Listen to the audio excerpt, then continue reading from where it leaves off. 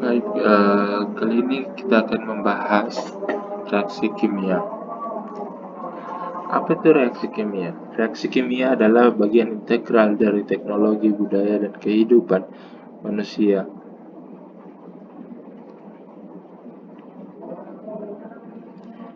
yang dimana reaksi kimia itu merupakan suatu proses di mana salah satu satu atau lebih zat diubah menjadi satu atau zat yang berbeda dan menghasilkan produk yang baru. Zat adalah unsur atau senyawa kimia. Reaksi kimia mengatur ulang atom reaktan untuk membuat zat yang berbeda. Reaksi kimia umumnya terjadi dengan perubahan fisik, produksi panas, perubahan warna, dan lain-lain. Laju dari perubahan reaksi bergantung dan dipengaruhi oleh faktor-faktor seperti tekanan dan suhu. Karena banyak sekali reaksi kimia yang terjadi di sekitar kita, nomenklatur penamaan dalam bidang ilmu dikembangkan untuk menyederhanakan cara manusia untuk mengekspresikan reaksi kimia dalam bentuk persamaan kimia. Persamaan kimia adalah pernyataan matematis yang melambangkan pembentukan produk dari reaktan sekaligus menyatakan kondisi tertentu yang menjadi alasan terjadinya reaksi.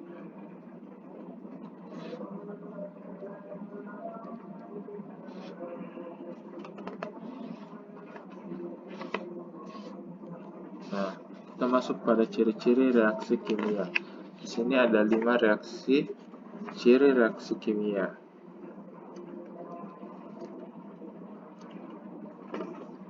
Seperti yang kita ketahui, reaksi kimia terjadi jika satu zat atau lebih diubah menjadi zat baru.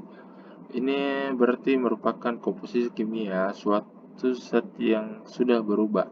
Nah, perlu untuk dipahami juga bahwa materi tidak diciptakan atau bisa dihancurkan dalam reaksi kimia, namun suatu saat zat hanya dapat diatur ulang untuk membentuk zat lain yang baru.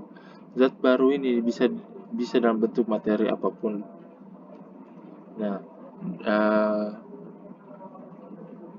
salah satu ciri reaksi kimia itu adanya perubahan warna. Nah, di mana perubahan warna ini, misal sepeda yang kita letakkan di luar rumah akan berubah warna jika sering terkena air hujan dan panas matahari. Nah,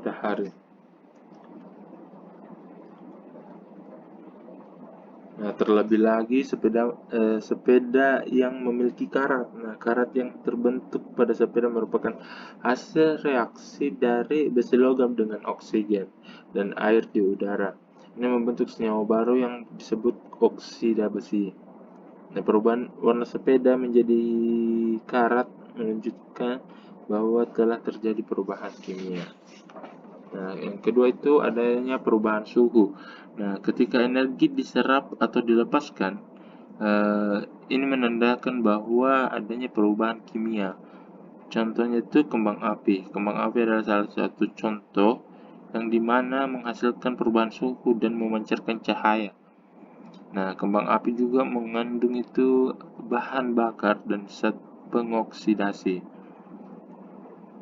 Nah, saat pengoksidasi memecah bahan bakar, yang melepaskan sejumlah besar energi yang sebagian energi yang dilepaskan sebagai energi panas. Nah, itu contoh perubahan dari suhu. Nah, kemudian informasi presipitasi.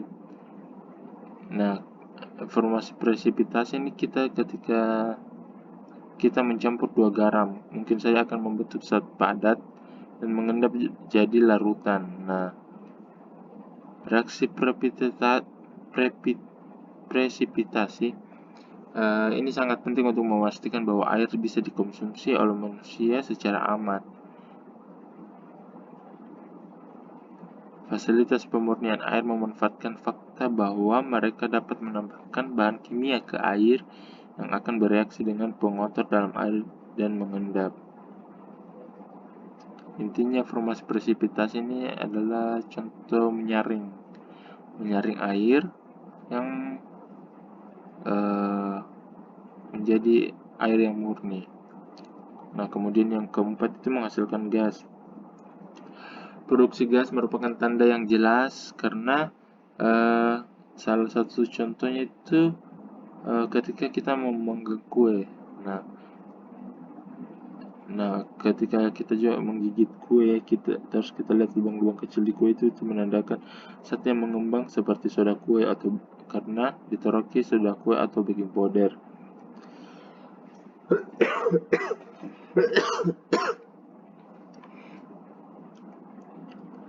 Diberikan baking powder untuk menciptakan karbon dioksida. Yang kelima, emisi cahaya. Ada banyak reaksi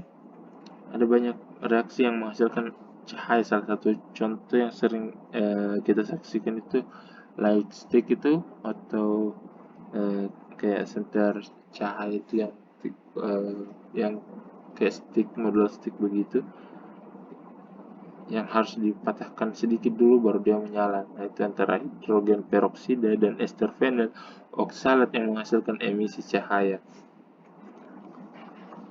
Nah, kemudian ada beberapa faktor reaksi kimia, mulai dari konsentrasi reaktan, tekanan, suhu, katalis, sifat reaktan, orientasi spesies yang bereaksi, terus permukaan dan intensitas cahaya dan sifat pelarut. Konsentrasi reaktan itu lajunya berbanding lurus dengan konsentrasi reaktan. Secara teori, reaksi harus meningkat seiring dengan peningkatan konsentrasi karena laju tersebut berbanding lurus dengan frekuensi tumbukan.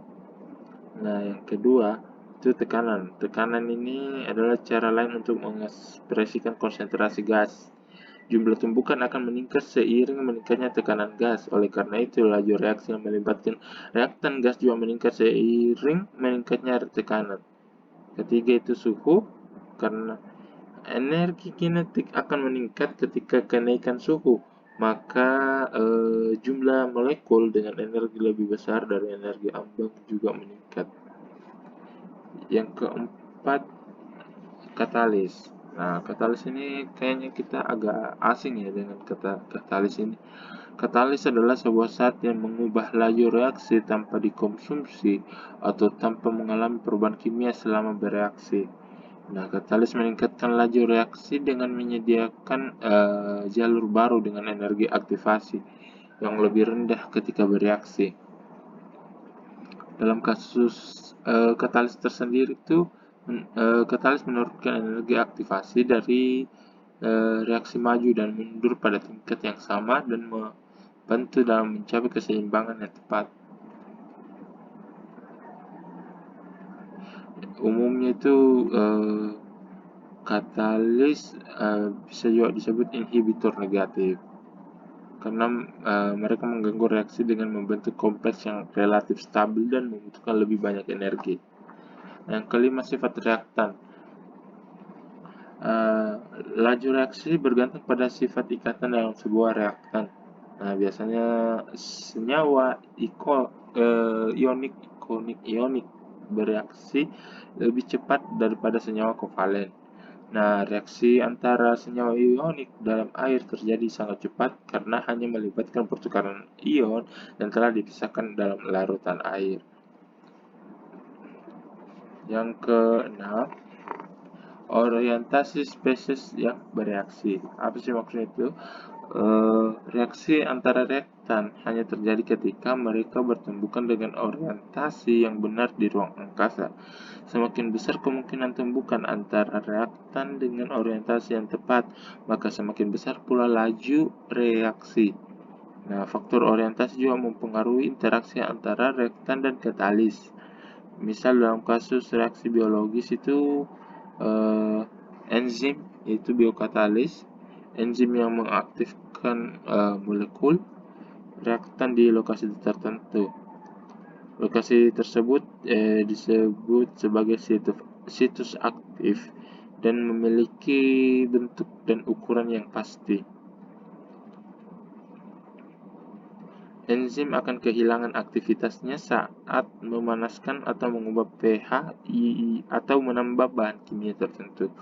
Nah, 7 luas permukaan ini sangat berpengaruh karena laju reaksi akan meningkat jika luas permukaan reaktan padat bertambah. 8 intensitas cahaya. Laju reaksi fotokimia yang terjadi dengan adanya cahaya akan meningkat seiring dengan peningkatan intensitas cahaya juga. Dan sifat pelarut dapat mempengaruhi laju karena dengan banyak cara. Yaitu pelarut digunakan untuk melarutkan reaktan. Biasanya pelarut akan membantu memecah gaya kohesif antara ion dan molekul dalam benda padat. Nah, macam-macam reaksi kimia. Nah, ini ada reaksi pembakaran. Reaksi pembakaran itu reaksi dengan bahan yang mudah terbakar dengan mengoksidasi untuk hasil produk yang teroksidasi. Nah, pengoksidasi adalah bahan kimia yang dibutuhkan untuk bahan bakar untuk membakar, umumnya oksigen. Nah, itu salah satu contohnya ya. Kemudian reaksi kombinasi. Reaksi kombinasi ini di mana dua atau lebih reaktan bergabung untuk membentuk satu produk tunggal dikenal sebagai reaksi kombinasi. Nah, kemudian yang ketiga reaksi dekomposisi. Reaksi di mana satu senyawa terurai menjadi dua atau lebih senyawa yang lebih sederhana dikenal dengan sebagai reaksi dekomposisi. Nah, reaksi di mana senyawa terurai dengan pemanasan dikenal sebagai reaksi dekomposisi termal. Reaksi dekomposisi adalah kebalikan dari reaksi kombinasi. Nah, kemudian yang keempat itu reaksi perpindahan. Reaksi kimia di mana unsur yang lebih reaktif menggantikan unsur yang kurang reaktif dari larutan garam. Yang kelima, reaksi perpindahan ganda. Reaksi perpindahan ganda terjadi di mana ion dipertukarkan antara dua reaktan yang membentuk senyawa baru. Nah, reaksi perpindahan ganda juga biasa disebut dengan reaksi metatesis. Kemudian yang keenam, reaksi presipitasi. Nah, reaksi kimia yang melibatkan pembentukan produk yang tidak larut atau endapan berupa padatan begitu. Kemudian disebut reaksi presipitasi. Reaktan dapat larut, tetapi produk yang terbentuk tidak dapat larut dan terpisah sebagai padatan. Nah, persamaan kimia yang menjelaskan perubahan kimia cukup untuk reaksi dalam larutan. Tetapi untuk reaksi senyawa ionik dalam larutan, persamaan molekul memiliki representasi yang berbeda. Makanya persamaan molekul itu dapat menunjukkan rumus reaktan dan produk yang tidak ada dan menghilangkan sama sekali rumus ion yang merupakan reaktan dan produk nyata. Nah, kemudian contoh reaksi kimia itu berupa satu, fotosintesis. Nah, tumbuhan juga mengalami reaksi kimia. Biasa disebut fotosintesis untuk mengubah karbon dioksida dalam air menjadi glukosa dan oksigen. Ini adalah salah satu cara reaksi kimia sehari-hari yang paling umum bagi tumbuhan atau pohon untuk menghasilkan makanan sendiri serta mengubah karbon dioksida menjadi oksigen dan bermanfaat bagi manusia. Yang kedua itu pembakaran.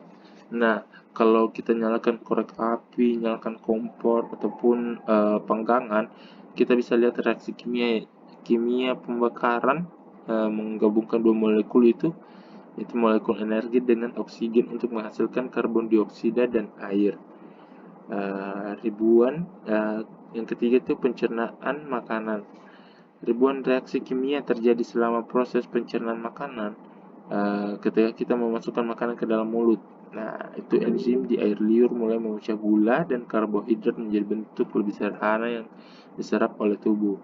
Yang keempat, reaksi sabun dan deterjen itu membersihkan badan atau pakaian melalui reaksi kimia yang dimana sabun itu mengemulsi kotorannya yang menempel sehingga bisa membersihkan dengan air. Nah, kemudian memasak itu, dalam memasak tentunya kita menggunakan panas untuk merubah senyawa di dalam makanan. Contohnya kita merebus telur itu eh, hidrogen sulfida yang dihasilkan dari memanaskan putih telur itu akan bereaksi dengan zat besi yang terdapat dalam kulit telur. Mungkin sekian dari penjelasan saya. Kurang lebihnya mohon dimaafkan. Assalamualaikum warahmatullahi wabarakatuh.